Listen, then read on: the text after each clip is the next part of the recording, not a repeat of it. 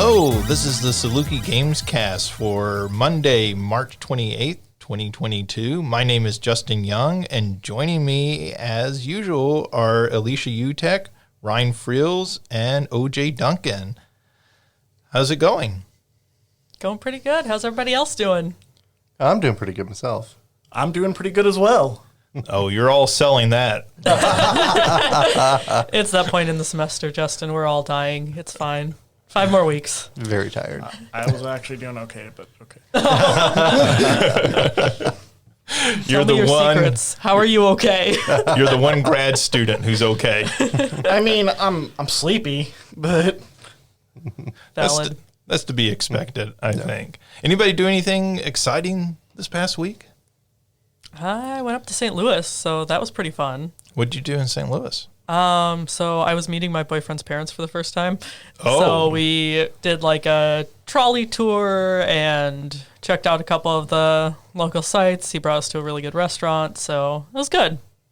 Now, have you been to St. Louis before, or was this your first time? I've been in and out. This was the first time I've really done any of like the touristy stuff. Okay. St. Louis is, I think, a pretty cool city, depending on what you're looking for and everything. There's some good restaurants in St. Louis, and the Science Museum's really cool.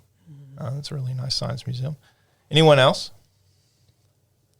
I went to my hometown, visited friends and family, had a good time, so that was nice. And where's home? Centralia. Okay, so not too far. Yeah, it's the place with Orphans as a mascot. Orphans are the mascot? I'm not joking. So Dang. why are Orphans the town mascot? Is that like the school mascot? Or Yes. you like the Centralia High Orphans? Okay, what it needs to be called from now on, just because that's funny. But so like the deal is that I've heard a couple different stories about this. I don't know which is true or if it's a combination of both. One I think I heard is just that because historically there was a coal mine accident in Centralia, and it left a bunch of orphans, and that's why the high school sports team got called the Orphans. I don't know how true that is. It might be super true. It might not at all be. I also heard it had something to do with poverty and the quality of clothing at the time. Mm-hmm. Hey, they look like a bunch of orphans, so they just took the name. Maybe it's neither. Maybe it's a combination of the two. I don't know, honestly. But that seems really harsh for somebody who actually is an orphan, Right? at the school now, right? Yeah, I get historical context, but there's a lot of people on there that aren't orphans, and then there might be the few students that are orphans, and it's yeah, yay. It also seems like one of those issues where, how intimidating are you to the opposing team? See, this is how I learned it was a strange name, because one day I was online. It was always normal to me. One day I was online, and I was a cracked.com article from way back, and I saw a list of the strangest sports teams' names, and listed as most pathetic sports team name, the Orphans from Centralia, Illinois. It's can you just imagine the Orphans facing off against the Tigers? That said, to their credit, I think from what I remember, our basketball team was supposed to be really good, to their Right. credit. But just I know the name itself does not beg intimidation. To people that are on the Orphan sports team, this is no hate to you. This is no statement of your quality at all. I'm just saying that the name itself was strange. You had no control in that matter whatsoever. No, I mean, I just, Yeah. we have the Chicago Bulls, and a bull is kind of intimidating. You don't want to be on a basketball court against a bull or a Memphis Grizzly.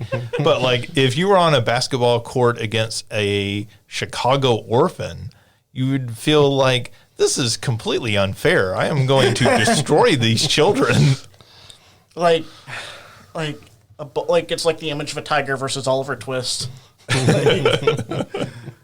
Oliver Twist is running at them with his little walking stick and, hey, take this, tiger. It reminds me of the story, The Lady and the Tiger. And so now I'm imagining we're just putting orphans through this ordeal and everything. But, I mean, if they do win, then that's a pretty badass set of orphans, though. There you go. Like it's Oliver Twist rising above like this bloody heap of tigers. I am unstoppable.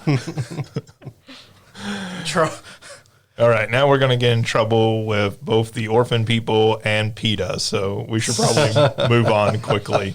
Okay, but my pitch for a sequel to Oliver Twist 2, The Orphan. Is a combination of the horror film and that. An inspirational sports film. Yeah, okay. All right, well, let's jump right on into news before we get ourselves into too big of a hole. So the rumor is that we talked about this a couple of weeks ago, I think, that PlayStation will be announcing their Spartacus service sometime this week. This is their new 3-tiered competitor to Xbox Game Pass. It seems that maybe the details are still a little in flux about what will be included and the prices and that sort of thing. But what seems to be fairly clear from multiple sources is that it will be a 3-tier system of some kind. And, just my personal take, it seems confusing. Like, I feel like Microsoft has done a good job of unconfusing their system to the point where, basically Game Pass Ultimate is the thing that they advertise the most now. There still is just like the PC version, just the console version. But they don't even really talk about those anymore, and it's pretty much just pitching that Game Pass Ultimate. And that seems a much easier sales pitch, whereas Sony, where you need charts to figure out what you're subscribing to, seems really confusing. And that's coming from me, somebody who teaches video games and is into video games, and I can't imagine for the general public how confusing this is going to be. Mm-hmm. Yeah, it'll be interesting to see how this plays out. I don't have high hopes for it making a lot of sense or for it being... I don't have high hopes. It seems like a confused messaging. It reminds me kind of what Nintendo has been doing with their Switch Online service, where you have the online service, but then there's an expansion pass, and what it includes and doesn't include is maybe not super straightforward to people. So, I don't know. Yeah, I'm already seeing like the future documentaries about how this did not work out. Like, because I know there's that channel on YouTube, The Gaming Historian, and I just already can hear him saying like, PlayStation had the idea for Spartacus, but it did not play out that well, and goes into detail, etc. Yeah. To be fair, everything we've gotten has been leaks, so there may be a lot better information coming out once they actually release. That's true. I'm very excited. I'm excited to hear about if they're going to have new games beyond this on Spartacus like Game Pass does, or if it's just going to be old games. Which I'll have it either way. I've been with PlayStation Now. I've really enjoyed the games I've been playing, so I'm gonna get Spartacus, but still. So you do subscribe to PlayStation Now currently? Yes. And how do you find the selection of games? Because I haven't subscribed to that yet, and I wasn't quite sure, because at least when it first launched, it was all streaming, and then they started doing downloadable games, which sold me more on it. But even then, at first, when they launched that aspect, there just wasn't a wide selection. So how do you find that selection now? So the selection is pretty good itself. The big problem that I have is that if a game is only streaming, you only get selected DLC from it. You don't get all of it. So I think I talked about this before. Castlevania, is it Harmony of Despair? That was on the PlayStation 3, had multiple DLC packs come out.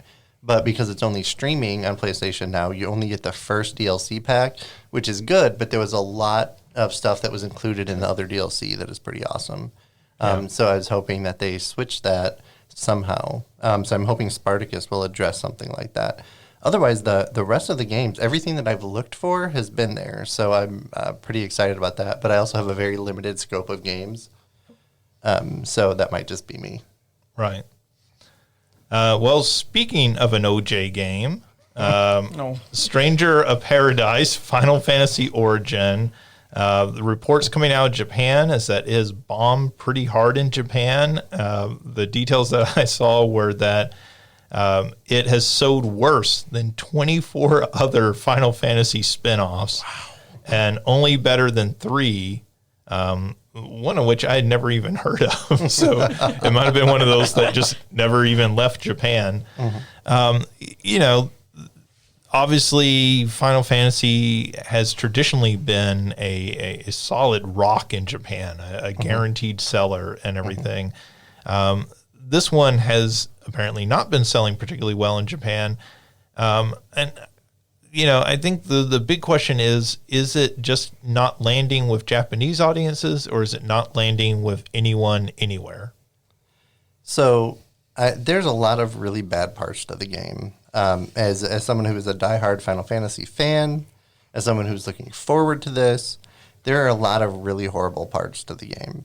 The storyline I finished it last night actually at like 3 a.m. The storyline got better. It's still really edgy, but you know, it got better. But the gameplay is rough. The targeting system is horrible. The inventory system is horrible because, like, as you're fighting, enemies are dropping all kinds of equipment, but there's not like you find a treasure chest and you get a piece of equipment that you can only get there, right? All of the different stuff. Like, I had multiple versions of Ogre Killer, multiple versions of all of these other weapons that are very specific, and armor pieces that are very specific, and I'm just getting tons of them with different levels and different stats.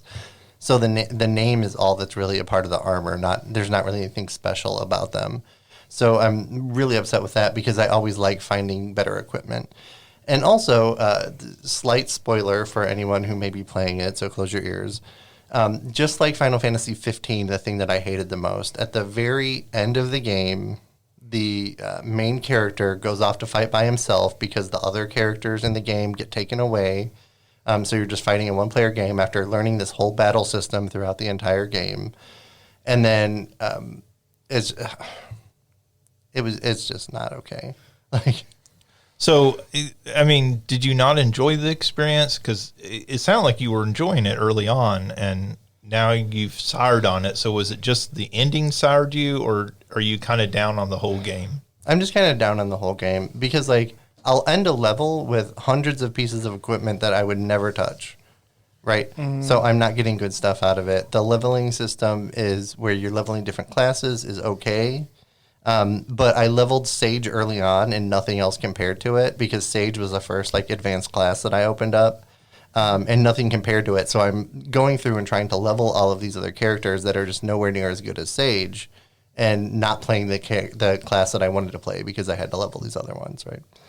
So overall, like I'm glad that the game is there. The storyline is added to Final Fantasy 1. I didn't think it was going to be a prequel because of how it started, but it did end up being a prequel to Final Fantasy 1. But it's, I don't know, they could have used another year of work and development on it. That's disappointing because, you know, as much as I've joked about the game, there was something kind of appealing about its goofiness. And, you know, it feels like the sort of game we don't get a whole lot of anymore, more that we got during the PlayStation 2 era. And, you know, it seemed interesting. So maybe pick up on the cheap, not full price. Yeah, definitely. Don't pay the $80 for the season pass. Lord. Well, let's talk about some tech companies trying to get into video games. One is Netflix. They bought Boss Fight Entertainment.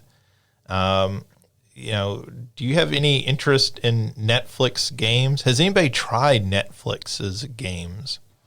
I have not, but it honestly, it kind of makes me feel like, you know, life is a cycle. I mean, I remember when Blockbuster had games, and like that was the only way my sister and I were able to play the Super Smash Bros. Brawl game at home. And so, and correct me if I'm wrong, I feel like I remember Netflix having games back in the days when they would send out DVDs. I could be wrong on that. I could be misremembering, but it There feels was GameFly. like there was Yeah. GameFly. Yeah. Okay. Yeah. It feels like we're circling back to something we've had before, which I missed because I like being able to, you know, rent a game for 3 days and stay up till 2 a.m. playing it every night to try and beat as much as you can. But Right. That ticking down clock of I have to finish as much of this game as I possibly can in 48 hours. Also, exactly. just being able to try it out before you commit Yeah, so this has been so far what they've been doing is mobile games. So you can like download them onto your phone and everything. If you have a Netflix subscription, they're games based around their TV shows and movies. There's a Stranger Things. They've made a couple games surrounding it. I know one of them was kind of decent. One of them was pretty terrible in my personal experience with it. But yeah, it seems interesting to think of them trying to be more than just video, and where that might take Netflix eventually with this service. Go ahead. Sorry. No, go ahead. I was just thinking, I could see where like this would be really good for something like visual novels, which kind of do like feel like a cross between on one hand reading a comic book and playing a game or something, but also like watching a TV show and playing a game. That you could even just put that on streaming like with regular Netflix. I could see because it's just the difference is you're just like they've already done stuff like I think they put out like that Minecraft story mode thing on there before, and. There's something else I'm slipping on, but there's something else they had. Well, there's some choose your own adventure style movies that they have on there. So there's one for Black Mirror, and that's what I was thinking of. There was one they released very recently on there that I did play a little bit of.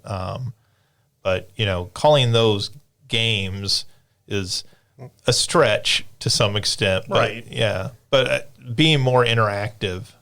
Certainly I see the appeal for a lot of people who aren't into video games for that.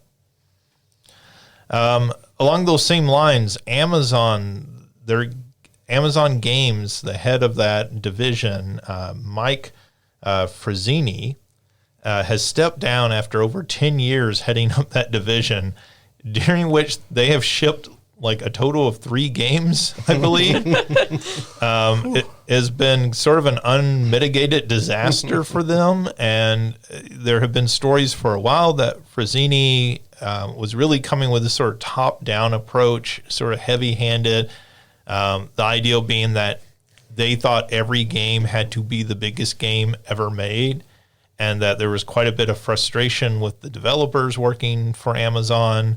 They made them develop their own game engine, which was called Lumberyard. A lot of the developers were frustrated working with that. And, him leaving seems like a possibility for a new day, though I guess I just don't know how much of that problem was him and how much of it was just the corporate structure of Amazon. Mm-hmm. I don't know. Are you excited for companies? We've seen Google fell at this. We've seen Amazon fell at this. Netflix is stumbling quite a bit, if not completely failing. Are you excited to see these sorts of companies get in because they bring a lot of money and potentially investment? Or do you think that there's just going to be continued failures on their part? Well, I think throughout the history of companies trying to make hardware or software for games, it's just not really gone well for most people. So we have like the big people that jump in and are surprising, like Sony with the PlayStation or Microsoft with the Xbox. But a lot of companies just aren't doing very well. So I think if a company wants to actually have some type of gaming division, they need to split it off and fund a different company that has a different structure, because it seems like the structure for other types of companies trying to do games just isn't ever going to work. Well said, OJ. Thank you. Everybody approves of OJ's message. I too approve of this. I just want to say I learned all of that in Justin's class, so I'm repeating what Justin has taught us. Hopefully, I was correct in what I was teaching. For everybody that's just listening, which is, it's all of you. A single tear just passed down Justin's eye. And he whispered, like, "I'm proud of you." I'm gonna get a little tattoo or that.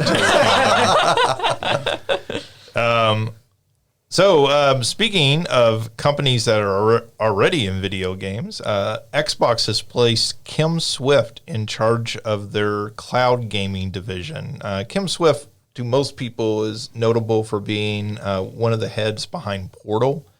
Portal, I think, which is widely considered to be one of the most inventive games ever made. And now she's heading up their cloud gaming division. So this is this is Xbox's attempt to develop games that will use the power of the cloud. So potentially having, more than, say, 32 or 64 players, potentially having hundreds or thousands of players interacting at the same time.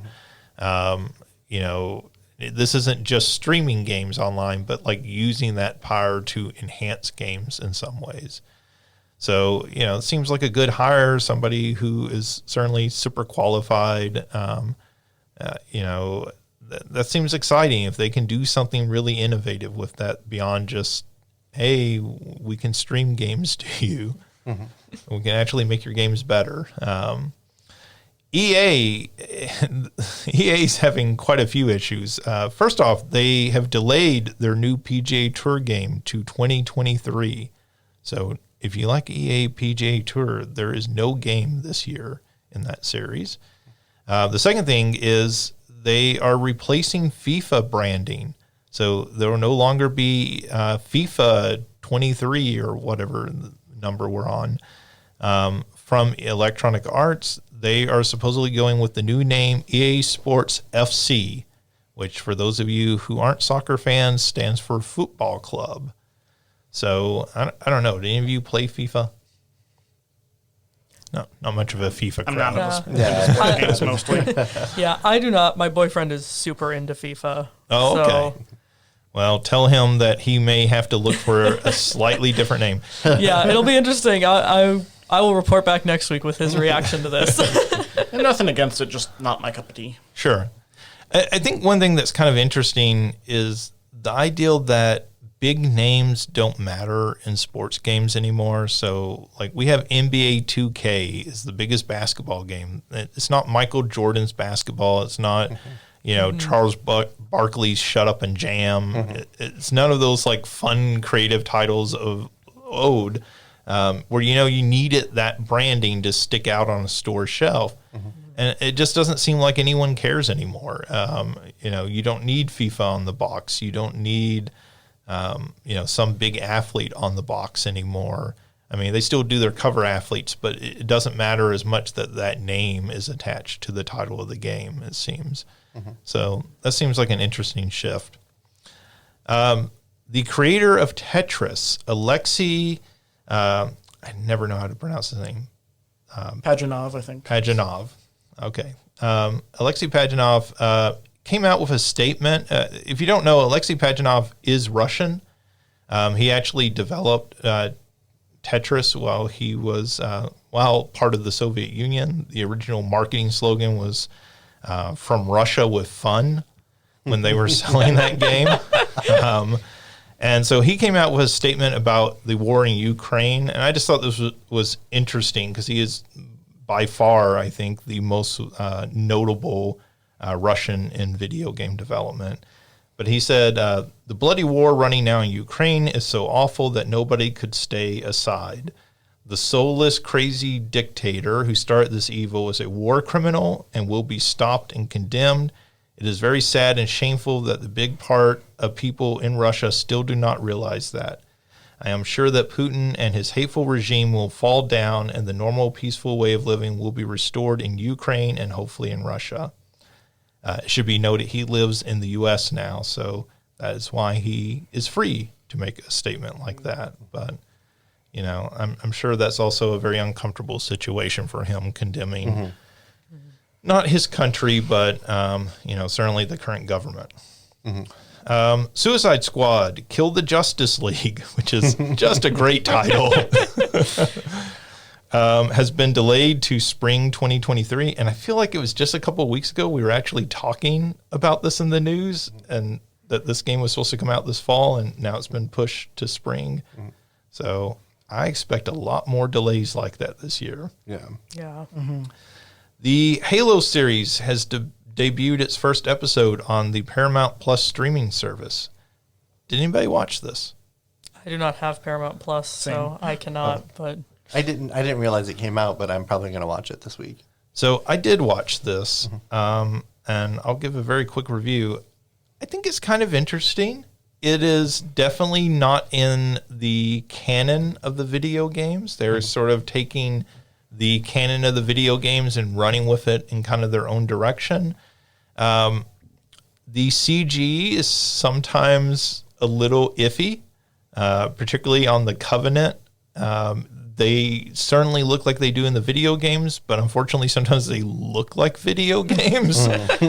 And so there's some problems with that. But I think they're trying to do something interesting with it. They're really putting, the USNC, they're really putting it as the villain in the series so far, and really making it a question about, war and war propaganda and everything. And that's an old story that's been done a ton of times, but also and I'll offend the Halo fans here, Halo doesn't really have that great of a story to begin with. It's sort of a generic sci-fi story of, there's this super religious alien species that is fanatical and, AI run amok and all this. And so I think they're doing something kind of interesting. There's only one episode out, so it's hard to tell. But, I think I will continue watching going forward with the additional episodes. Halo story lovers, please send all your hate mail to Justin. And yeah, please do. I mean, I don't. Or send agreements if anyone agrees. I'm not a huge Pokemon fan. I don't think Halo has that amazing of a story. Great game, just not that amazing of a story. See, for everyone just listening, you cannot see Justin just dropped a mic and started burning a set of Halo books. No, that would get me in trouble with a whole different crowd. So, Vampire Survivors, one of my favorite little games, announced their roadmap to their 1.0 release. They're currently in early access. They're getting 5 more levels, 9 more characters, 16 more weapons, and 2 more power-ups, which is quite a bit of content to add to that game. And so that's pretty exciting. Again, that game is currently $3. I think it's entirely worth your $3. And it'll run on just about any PC, I would imagine. Yeah, I picked it up, but I haven't had a chance to play it yet. But I'm very excited that they're adding more to it, just from hearing you talk last week. Yeah, it needed more content, so this sounds good. This is just kind of a sad note, but I thought it was worth including Mohamed Fahmy. It was the developer of the visual novel Coffee Talk, which is apparently quite beloved. Ryan, I don't know if you're familiar with that one. I'm going to get it soon. It's actually been on my list of things to look at, and after this, it's gone up there. Yeah, he apparently died very recently in the last week. He was only 32 years old, so it's very tragic. I think it makes a lot of people kind of want to check out his work. And so, certainly our thoughts are with his family and friends and everything. Mm-hmm. This is just, for me personally, we talked about the Teenage Mutant Ninja Turtles Cowabunga collection, which is 13 games across NES and Game Boy and Super Nintendo, Genesis, and arcade that they're releasing. They made a note on the Amazon listing that it does not include a free coupon for Pizza Hut. So for those who don't remember, the original arcade game, when it came out on the NES, had a coupon inside you could redeem. I think it was made for a personal pan pizza, like one of those small ones you got through Book It. Did you do Book It when you were in school? Oh my gosh. Is that a yes? I remember that. It's a disgrace, and it's a huge missed opportunity. I look at this and I'm like, this makes me feel like, on the one hand, when they're like, there's no free coupon for Pizza Hut, I'm like, but is there a free coupon for another pizza place? But at the same time, it just wouldn't be the same if it's not Pizza Hut. The developers were actually out on Twitter saying, hey, Pizza Hut, get in touch with us. We would love to talk to one of you about making this happen. So it's Pizza Hut that missed the opportunity. Yeah, I mean, the developers are keen on doing it. Whether they financially can or not is another story. Teenage Mutant Ninja Turtle fans, please send all your hate mail to Pizza Hut. But, it just seems like one of those cool things that they should do. You're playing on nostalgia, play on the nostalgia of people who remember getting that free coupon and, got their little personal pan pizza. All right, that does it for news. So let's move on to what you're playing. Alicia, I am assuming you're still Pokemoning it up. So, Well, yes, but also we did go and pick up Kirby and the Forgotten Land because that released on Friday. oh wow. So I have not picked that up yet. So what's the full version? We're not super far. I've been playing it with my boyfriend on co-op mode, which is really nice because a lot of the games that we've been playing are like one player, and then the other person sits there and helps out with tips, points out where to go, stuff like that. But this one we actually get to play together, which is really nice. Those who play together stay together. Exactly. So we're not super far into it. We got through everything that the demo had. So we've beaten the first boss. We've got through the first areas, but not a whole lot further than that yet. I will say I'm enjoying it a lot. We talked about with the demo, the gameplay and the visuals. I think right now it's a little less open world than I had expected, where, you finish a level and then, okay, you get to kind of move around, but you really just move to the next level. It's still like a world map that you go on to rather than step out and run to the next location, and that's where this thing is. Right.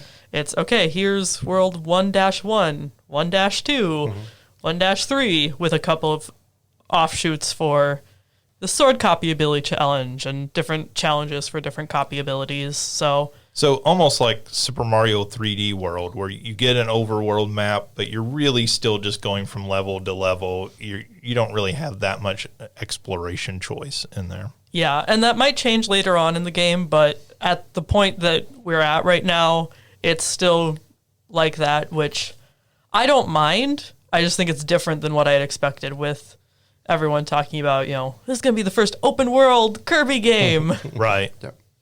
But I'm really enjoying it so far. That's great to hear because I've been very, very tempted to pick up that game, but I have such a backlog. I'm like, I don't really need Kirby, but I really need Kirby. You do. I'm already, one of my favorite Twitch streamers, Small Ant, released a YouTube video with like, the new Kirby game is a pure and wholesome experience. And I was like, I cannot watch this yet. I have to beat the game first. Yeah, that's always the challenge of being a streamer fan is like, I can't watch your content. I'm sorry. I actually want to play this myself, experience it for myself. All right. And Pokemon still going well? Still going. We're stuck on trying to get a doggone Chimchar. We found it 3 times. Isn't that the way it always goes? Yep. We found it 3 times, and all 3 times it has run away.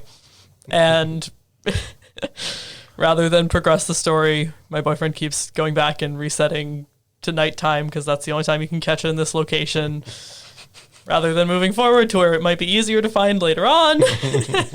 I'm picturing like some Wile E. Coyote Roadrunner situation.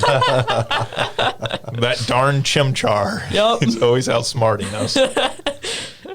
All right, Ryan, what have you been up to? So I haven't played anything other really than Disco Elysium lately, and so it was another busy week, so I didn't get much further into it, but I do want to announce like some things that like I'm continuing to appreciate more and more as I go into it. Sure. So like I said, it's like you're playing one character, but it's an RPG, and there's like and his stats are like their own complex set of characters. Like he's got his psyche, his intellect, his physicality, and like they all have like their own stats, and like each of those stats like themselves have their own voices that like chime in into like his inner monologue and like internal debates and arguments and stuff while he's talking to other characters, and affects like decisions of what he has to say. So it's really cool to see like just a game that captures the complexity of how a character thinks through its game mechanisms. So when, like, I've heard it get called very literary, I see what people are talking about. Other things... It's almost an inner monologue that's going on. Right. It sounds like. Right. And another thing I appreciate is just how deep the lore in this game gets. Like, I started exploring a bookstore in it recently, and there's, like, I think 4 different books I can possibly buy in it. At different prices, and like I couldn't buy some because it's hard to get money in this game. But just hearing, like, you get to, like, look at and check out the sections, and it becomes like this whole, like, complex list of things you can look at or ask about the books, and you start learning more about the world in doing so. Mm-hmm. And it's a way of lore building in a way that works with the game. It doesn't just feel like, okay, let's just throw a bunch of lore at you. It feels well intertwined with how you're playing the game. And same thing with how you talk to other characters. Like so you're a detective, and when you start investigating them, you can, like, ask things in different ways or make different comments. Kind of building your characters as you go along. You might, decide who you agree with, disagree with in the process. But they also give a lot of information about what they're doing there in that world, why they're there. And you start learning a lot about, like, the economics of the island that you're on, and, like, the history of, like, workers and labor and stuff. And it just, again, works. It tells all this lore in a way that works with the ongoing story in the game. And something else I think I commented on is, like, the walking and the movement is awkward, but in a way that works with the game. But my biggest way to compare this to is it kind of feels like when I first tried to play the Resident Evil games, and you're doing an overhead shot, and, it kind of feels awkward to move them at first. Yeah, the tank controls in the old Resident Evil games. The controls feel a little more consistent than that and less difficult to figure out, but you feel kind of weak and fragile moving around this world. And I think that does but that feels strategically and aesthetically relevant because I think it shows you kind of how overwhelming and how overpowered you are in this world that you're moving through. And it's neat because I'm somebody that's been getting back into video games lately. I've mostly done board and card games for a long time, and recently I've been getting more into video games again. And I think it's cool to also kind of see what I tend to like in video games, because I played this just after I played AI, the Somnium Files. And again, it's kind of like you're investigating and figuring out more about the story as you go along, and doing, like, point-and-click detective work and doing kind of visual novel, talking with characters. So it's just been kind of cool to discover what I like right now in gaming. Have you played the Phoenix Wright games? That's on my list of things to play next. Those and a game called Steingate. Yeah, the Phoenix Wright games sound right up your alley. Yeah. And those are just great games, period. But, right. like, they sound particularly, like, right up your alley. All right. OJ, anything else to say about Final Fantasy Origins or anything else you're playing? Oh, I have a lot to say. So, it's been out a few weeks. I'm going to have some spoilers. If you're planning on playing it and don't want the story spoiled, maybe skip ahead a little bit. We may have to give OJ his own spin-off podcast just to chronicle this game. Okay. So, like I said, I finished it last night. The storyline, it wrapped up. It's not good. So, again, big spoilers coming up, although it's kind of telegraphed throughout the game. In each area that you go to, it's saying, oh, this area was pulled from dimension, 1. This one was pulled from dimension 2, right? Those dimensions are the different Final Fantasy games that have been out, right? So there's dimension 15, and it was the castle from Final Fantasy 15. Like, it led directly up to the throne room, right, where the final battle is, which there's a lot of problems with Final Fantasy 15 too. And then it turns out that the main characters now are actually the villains in Final Fantasy 1, right? So there's this big edgy turn where, like, they kept on repeating time over and over and over and over and over again because I'm going to say this on the Lufrenians were trying to control them and trying to balance darkness and light. And if someone had too much darkness with emotion, they would become chaos, right? And they wanted to avoid chaos happening. So the main character, Jack, kills all of the other characters, and then becomes chaos, goes and fights the Lufrenians, and they get set back at a reset, which is then the 2,000 years before Final Fantasy 1, when the actual Warriors of Light come and defeat the Fiends in Chaos. And the 4 Fiends are your 4 other characters in the game, and then Chaos/Garland is Jack, because you find out right at the end that Jack's last name is Garland, right? So it leads to the Wow. right. It leads to the first Final Fantasy. So it's a prequel, even though you were already fighting the fiends, which were actually the people that were on your team already, because they died in the past and became the fiends, and then you fought them, and then So it's a time loop game. Yeah. It's another time loop game. yeah. So Final Fantasy 1 was a time loop, and like every time the four warriors of light defeated Chaos, the fiends would merge their power and send Chaos or Garland back in time, right? And then so this is all of the time loops up to the very last one where the actual warriors of light come through and defeat Jack and the other characters in this game and actually win, because they said we're going to train them so they can actually defeat Chaos and destroy it and get rid of it, right? So let me ask you, because my impression from what I've seen in this game is that the four main characters are kind of unlikable. Mm-hmm. And again, this is a very small section I've seen. Does this justify them being unlikable then? Because No. they end up becoming the villains? No, Don't sugarcoat it, OJ. Tell us how you really feel. they're not necessarily unlikable as you're playing. There's snippets that make them all unlikable, but they're not unlikable as you're playing. They kind of grow on you. They grow on the main character, right? Like fungus? I mean, yes, they're not really fully fleshed out. They all have personalities, but like all of their memories are erased with every time loop, so there's no background for them, right? They remembered little snippets here and there, but that's it, right? And then, okay, so you beat the game, and it shows Jack sitting on the throne where Chaos, like Garland is in Chaos in the first game, and then the other four people are there, and they're sitting there, and then it like shows him at which would be the very beginning of Final Fantasy 1, picking up Sarah and walking out of the palace with her, right? So then it goes to the credits and it plays the song "My Way" by Frank Sinatra. What? And so I The would appropriate never response. I would never venture to say that I know what Frank Sinatra was thinking when he created the song, but it was not that. Okay. No, he definitely was thinking of chaos. I guess you could say they need to do it his way. And so it slightly makes sense because Jack is the one who, throughout the time loop, kept on organizing what was happening and eventually organized what happened to pull them out of this time loop with the Lufrenians.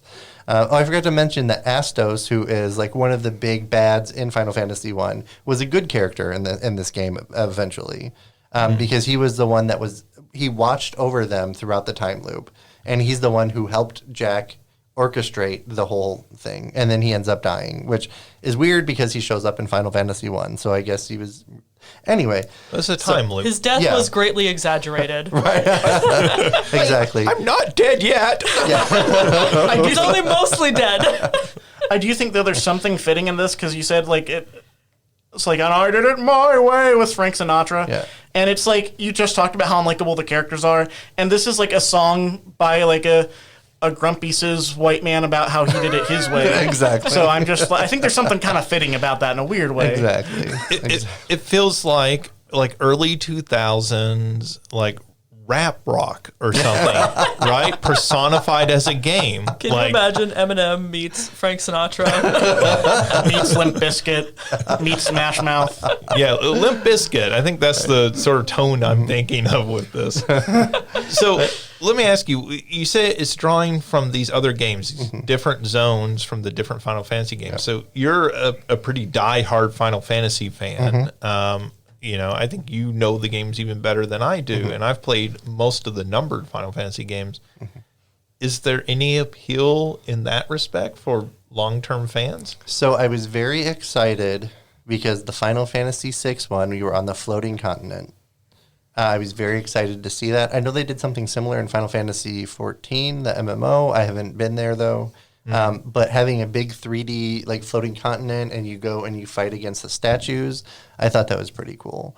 In the Final Fantasy VII one, it's a Mako reactor, which if I hadn't just played the Final Fantasy VII reboot, it would have been a lot more exciting to see. But it was essentially so not really anything special compared to remake. Yeah, a lot of the other ones, it wasn't that special for me. with the other ones. But the Final Fantasy VI, I really, really liked that. And that was about it, actually, if we're being honest.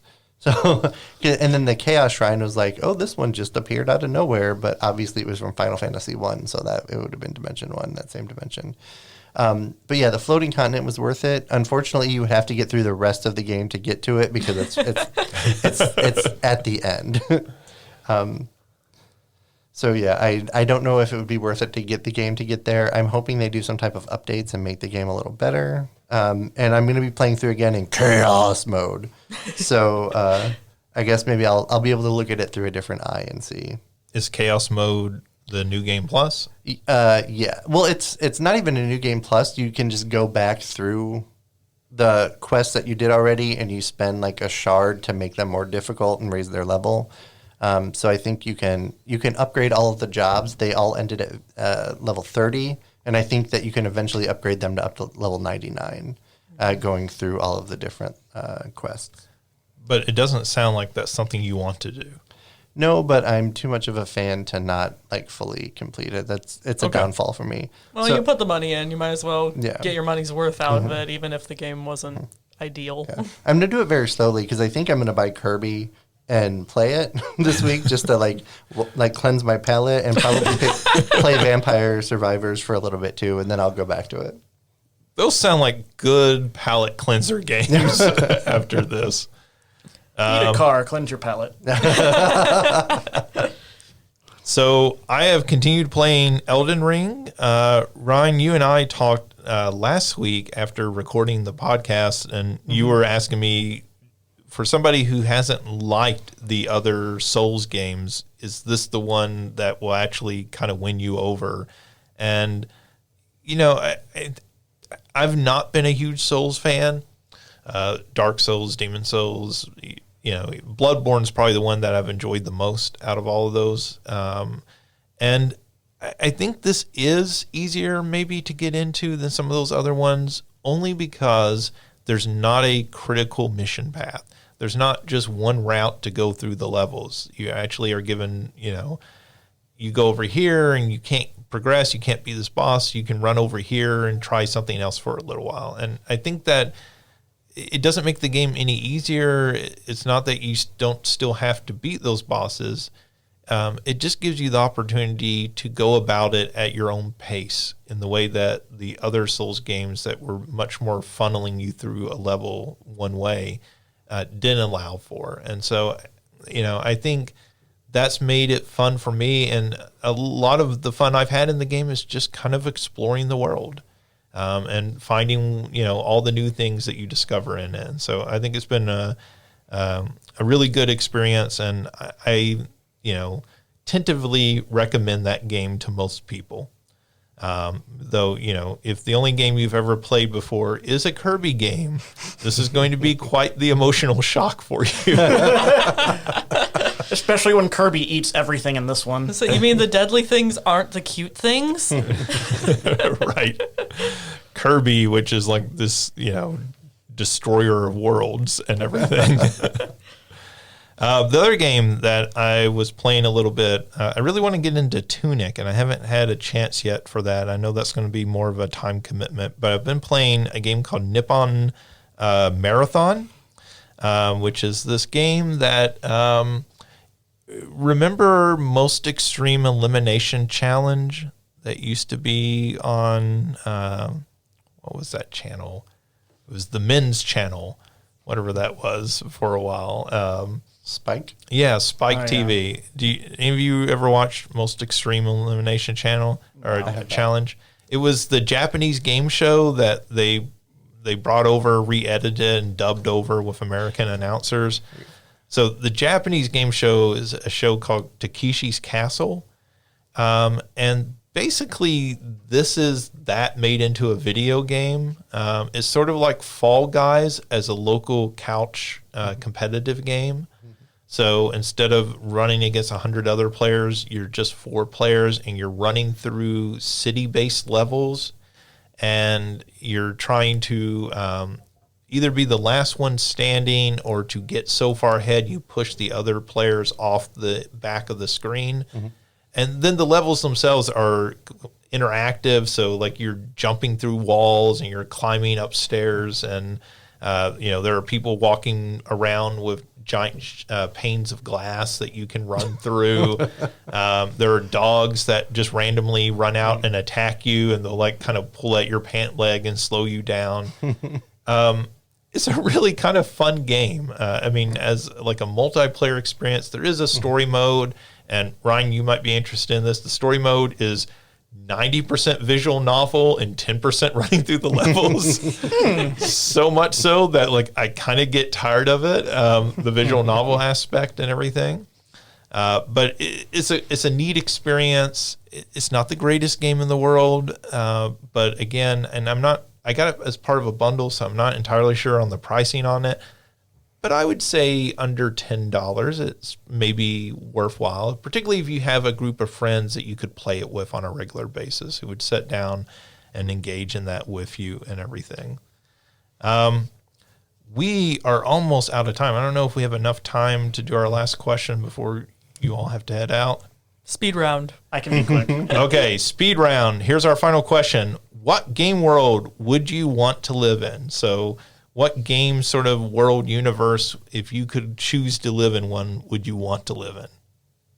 I'm going to say Dark Souls. No, I'm just kidding. I mean, if you like the game, fine, but wow. No, I was trying to think. I'm not sure because so many games have some type of like empire that you're trying to topple, and I feel like we're doing that already. But I was thinking Earthbound I kind of like that. That's a sweet world. Yeah. Like that's an engaging world. It doesn't seem, other than the potential apocalypse coming. Right. Seems like a happy world to live in. So my favorite games of all time are Resident Evil 4, AI The Somnium Files, and the Mega Man Legends games. That said, there's things trying to kill me in all those games. Or there's very threatening stuff. So another game I absolutely love, though, that I think would be my favorite world to actually live in is Animal Crossing. Just because, like, I've been playing like the New Horizons. That's the name of the one on the Switch, right? Right. I get the names mixed up. Just because it's like such an easy breezy, live and let live, creative game where you get to be creative, where you have friends, where you get to thrive, and like it's even like a genderqueer like safe space because your character can like switch genders and stuff. Granted, between masculine and feminine, so there's like a binary there, right? Right. But there's the idea that your character can be fluid. And that's just fine. And I appreciate that as like a safe space for folks. And yeah, so Animal Crossing. This morning there were deer in my front yard. Actually, it came up to my bedroom window and were like peering in like some creepos. But anyways. Well, thank you for making this world threatening now. But I'm just thinking, like, if I could have went out there and like, did a mortgage on my house with one of them. And they would send their nephews to harass me. That sounds like a wonderful world. Alicia, what game world do you want to live in?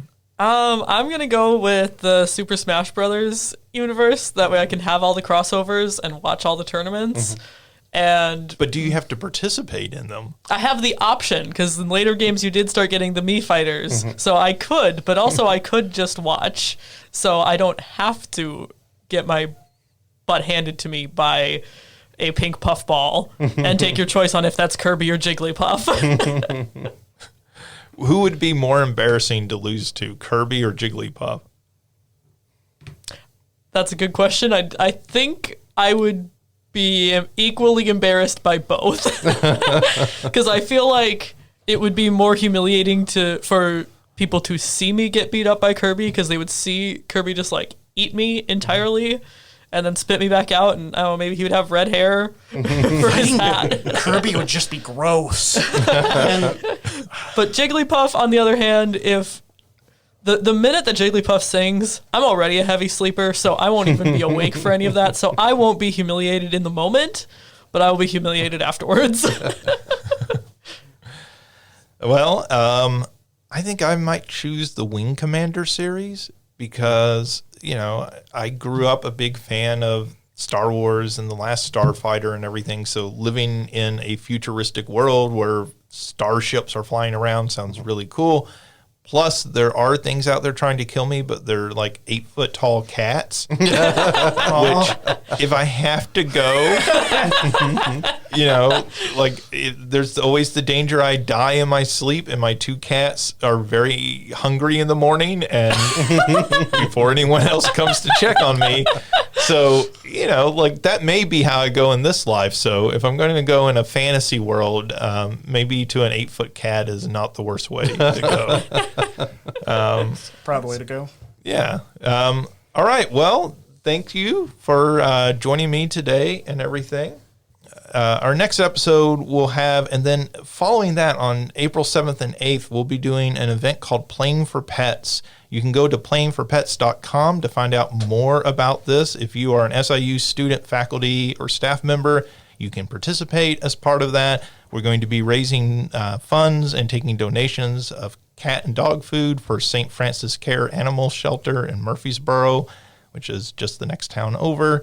So if you want to participate, find out more information, go to playingforpets.com for that. Otherwise, we have to get out of here because several of us have meetings we have to get to. So thank you for tuning in. We'll be back next time.